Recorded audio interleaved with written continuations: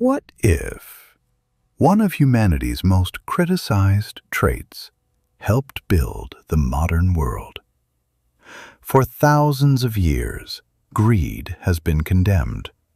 Religions warned against it. Philosophers questioned it. Entire civilizations tried to control it.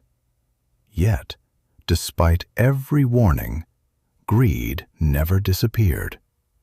Why? Perhaps because the desire for more is deeply rooted in human nature.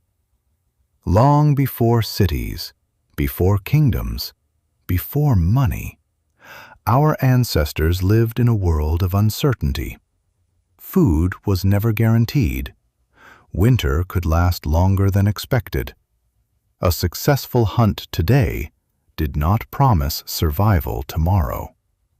Those who gathered more food, stored more resources, and prepared for the future often had a better chance of surviving. The desire to have more was not always selfish. Sometimes it meant staying alive. Evolution rewarded those who planned ahead. Over thousands of generations, the human brain became remarkably sensitive to reward.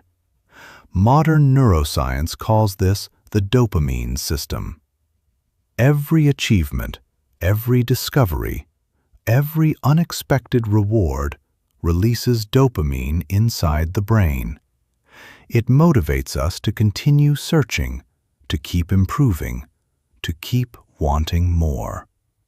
Without this system, human curiosity might never have flourished.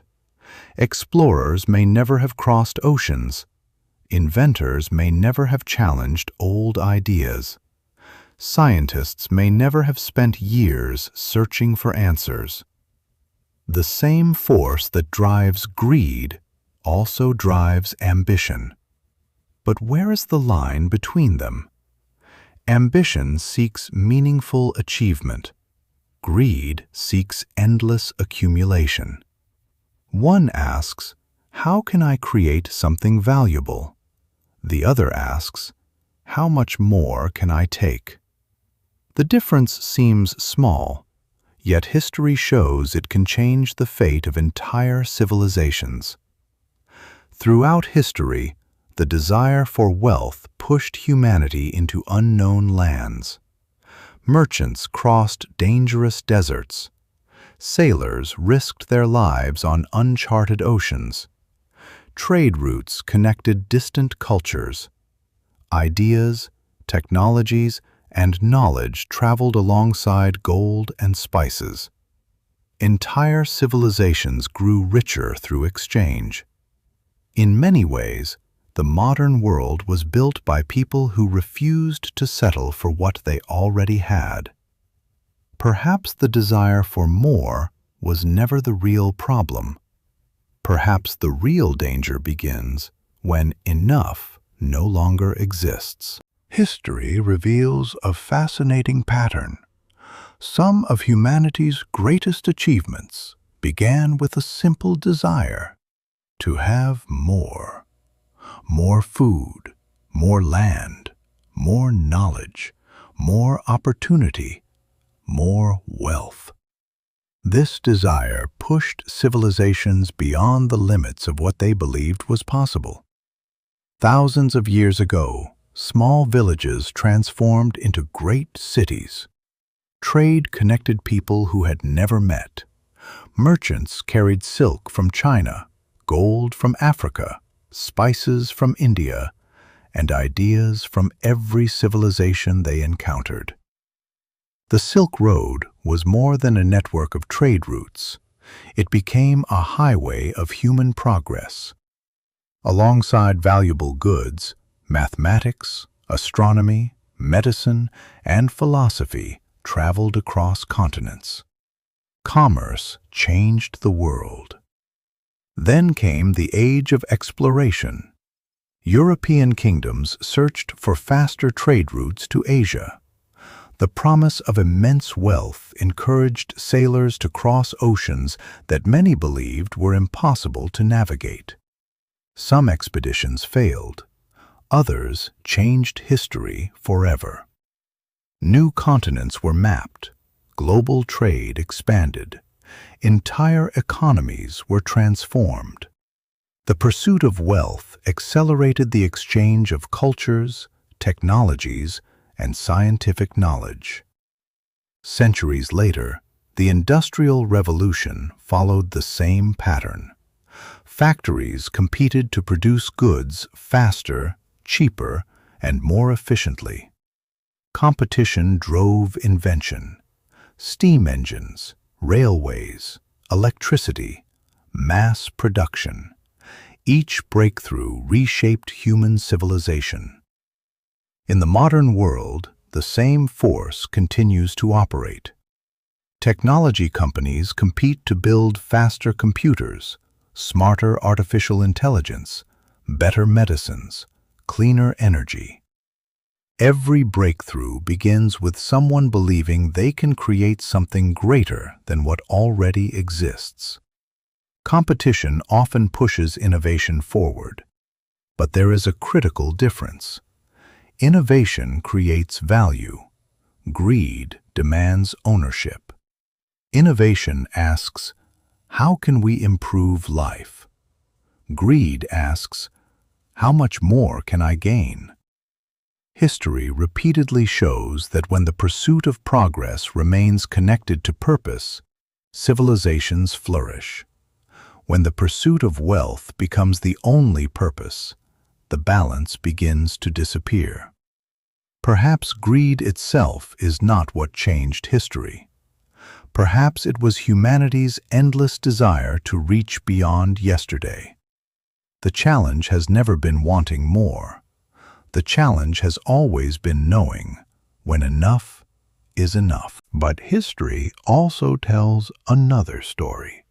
A story of civilizations, companies, and individuals who believed there could never be such a thing as enough.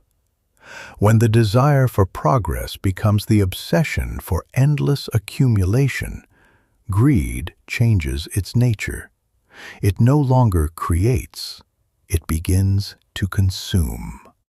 Throughout history, entire economies have collapsed because people believed prices could only rise. In the 17th century, the Dutch Tulip Mania became one of the world's first recorded financial bubbles. Rare tulip bulbs were sold for astonishing fortunes. Some were worth more than luxurious homes. People believed the prices would continue climbing forever. Then, almost overnight, the market collapsed. Fortunes disappeared. Dreams vanished. The flowers had never changed. Only human expectations had. Centuries later, history repeated itself. The stock market crash of 1929, the global financial crisis of 2008, and countless economic bubbles all revealed the same psychological pattern. When fear of missing out replaces rational thinking, greed spreads rapidly. Psychologists call this herd behavior. People often follow the crowd, not because they understand the risk, but because everyone else appears to be succeeding. Greed becomes contagious.